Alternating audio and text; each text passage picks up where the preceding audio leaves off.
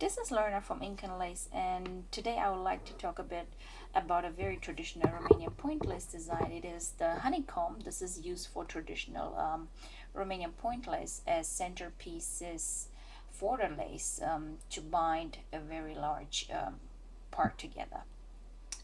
Now I would like to use these two different honeycomb sizes to create a new jewelry piece, and for that I would like to use in combination, hopefully it's good to see, the a structure of a mineral that this time a quartz.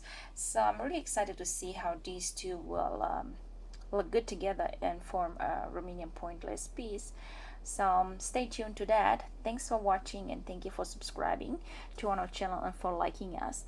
Also, please comment below and let me know what color I should use creating the honeycomb quartz design. And if I like your color and if I pick it, you might be surprised with something, but for that you have to be subscribed to our channel. So thanks for watching.